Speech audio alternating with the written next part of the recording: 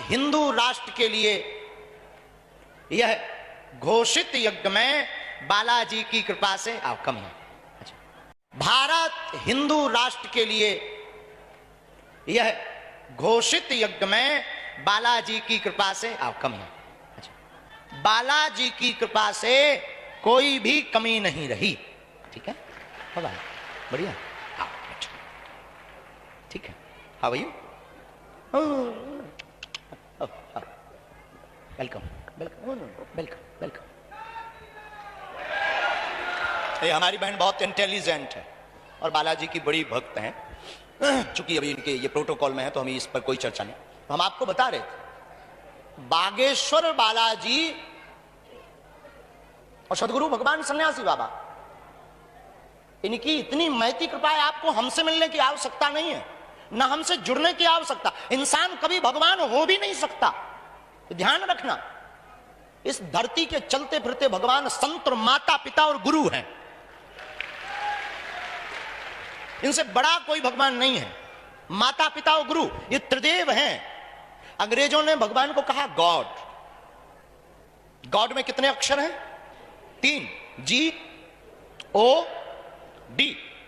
G for generator मतलब Brahma, O for operator मतलब Vishnu, D for destroy मतलब शंकर। ब्रह्मा कौन? मां, क्योंकि वो जन्म देती। ब्रह्मा का काम उत्पत्ति करना है। विष्णु भगवान क्या करते हैं? पूरी इस विश्व का पालन। तो वो कौन है? पालन का काम पिता करते हैं। और डिस्ट्रॉय का मतलब, अब अंग्रेजी वहां वहां हो तो आप अपने हिसाब से जोड़ लेना, इतनी भी ठीक मत मानना कि हम ठीक बोल रहे हैं। तो दंड, संहार। गुरु को यह अधिकार है कि अपने शिष्य के कल्याण के लिए उसे डांटा जाए, पीटा जाए, मारा जाए। यही ब्रह्मा विष्णु और महेश हैं। माता पिता गुरु ही त्रिदेव हैं। और इनके चरणों में जिनकी दृढ़ता रहती है, अभी पूज्य मलुक पीठ वाले महाराज जी कह रहे थे, पिता को मानने वाला व्यक्ति जीते जी स्वर्ग के फल पाप, स्वर्ग जैसा सुख भोगता है। माता पिता गुरु को मानने वाला व्यक्ति पूरे संसार के वैभव को प्राप्त जीते जी पा लेता है। इसलिए आपको पुनः बड़ी विनम्रता पूर्वक कहें, बागेश्वर धाम पर हमारी कोई महिमा नहीं है। बागेश्वर धाम पर किसकी महिमा है? जोर से बोलो। बालाजी की। तो पर्चा तो बनेगा, पक्का है। एक बार एक सज्जन एक दुकान पर बैठे थे। एक कौवा जानते? कौवा दही के एक परात पर आके बैठ गया। जैसी दृष्टि वैसी सृष्टि, इस पर हम आपको बता रहे। जाकी रही भावना, इस पर हम बता रहे। एक सज्जन जलेबी खा रहे थे, एक कौवा आया और दही की परात पर बैठ गया, दही को खाने लगा। तो जो मालिक था उस दुकान का, उसने एक पत्थर लेकर के कौवा को मार दिया। कौवा मर गया। वो सज्जन पूरा देख रहे थे। तो वो सज्जन पानी पीने गए तो पानी की टंकी के पास में एक केवला की गांठ जो काली होती ना, वो डली थी। उन्होंने वो उठाई और उस सफेद टंकी में लिख दिया, काग दही पर जान गवायो। काग दही पर जान गवायो। काग दही पर जान गवा। चला गया। उसने तो अपनी दृष्टि से लिखा, जो देखा वो लिखा कि काग दही पर जान गवायो। इतने में एक कवि महोदय आए, वो समोसा खाने लगे। उनकी नजर उस लाइन पर पड़ी, काग दही पर लिखा ये था, लेकिन इन्होंने क्या पढ़ा? कागद ही पर जान गवायो। क्योंकि ये कवि थे, इन्हें लगा बहुत अच्छी लाइन लिखी है, हमने पूरी जिंदगी कागज के ऊपर निकाल दी, आज तक कुछ नहीं हुआ। इन्होंने कहा बहुत नंबर 1 की लाइन लिखी, कागज ही पर जान गवाई। ये चले गए। अब देखो, लिखा तो था काग दही पर, लेकिन इनकी नजर कागज के थी, तो इन्हें कागज पड़ा, दिखाई पड़ा। लेकिन एक इलू वाला आया, लवेरिया से ग्रसित, भयंकर बीमारी जिसे लगी थी, और उसकी वो जो क्या बोलते हैं महबूबा, वो दूसरे के साथ फुर उड़ गई। तो ये आए टेंशन में, मरने जा रहे थे, वो तो चली गई, अब मरेंगे। ऐसे लोग ऐसे होते हैं साइको। तो इन्होंने कहा कि मरना तो है ही है, पर जलेबी खाकर क्यों ना मरे। और बात भी सही है, ऐसे लोग भारत में ही पाए जाते हैं। हमारा चंगीलाल रेलवे स्टेशन पे मरने गया, हाथ में एक पैकेट लिए, एक महात्मा जा रहे थे। कहां जा रहा है चंगीलाल? मरने। हाथ में क्या है? रोटी। मरने जा रहे, रोटी मतलब? बोले वाह, भारतीय रेल है, लेट हो जाएगी तो भूखों मरेंगे। ऐसे भी दूरदृष्टि के सोच वाले होते हैं। ऐसे ये सज्जन, इन्होंने कहा मरना तो यही है, वो तो फुर उड़ गई है, तो जलेबी खाकर मरे। तो ये गए, और उसपे तो वो जो जिस सज्जन ने पहले नंबर पर लिखा था, उन्होंने लिखा था काग दही पर जान गवायो। लेकिन ये आए तो इन्होंने क्या पढ़ा? का गदही पर जान गवायो।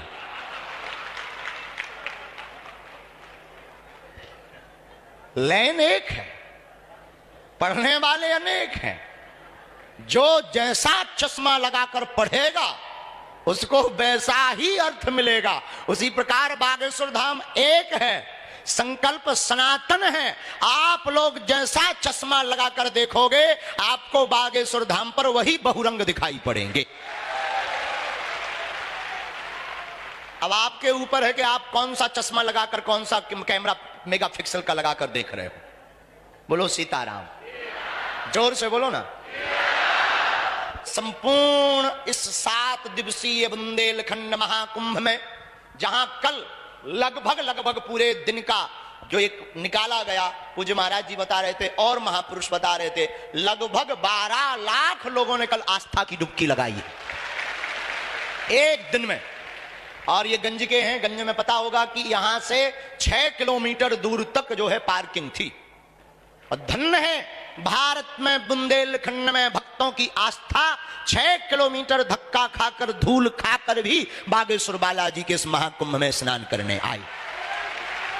और हमने उसको धूल कह करके शायद धूर्तता की है, वो धूल नहीं, चरण लज है।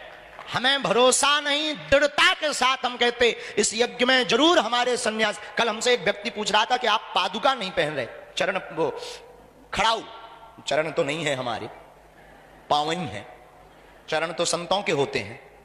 तो उन्होंने कहा, एक बच्चा वहां अन्नपूर्णा गए थे, पत्थर बड़े बड़े थे, बोले गुरुजी आप क्यों नहीं पहन रहे? तब हमने उसको एक भाव कहा था, फिर से बोलूं?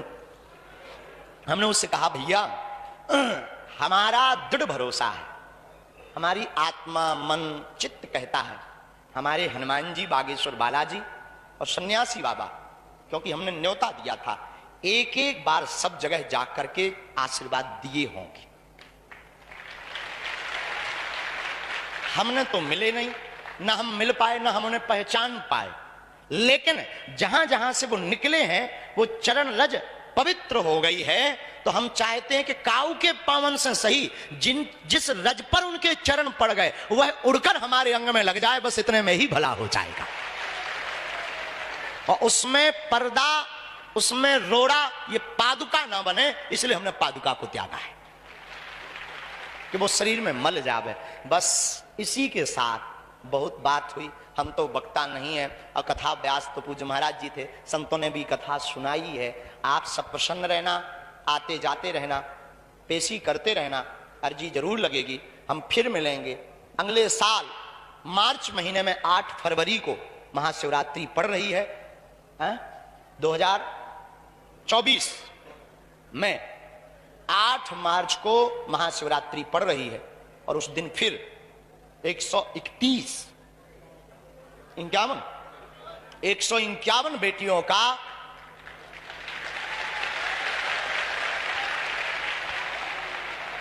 अब बाकी अब बात आप ही कर लेते हो तो पूरी बोलने की क्या जरूरत है। और फिर से हम दंडवत प्रणाम करके, जमात के जितने साधु आए हैं, हम दंडवत करके आपको कहेंगे कि अगले साल का न्योता अलग अलग। आप लोग बैठे रहिए, कोई नहीं खड़ा।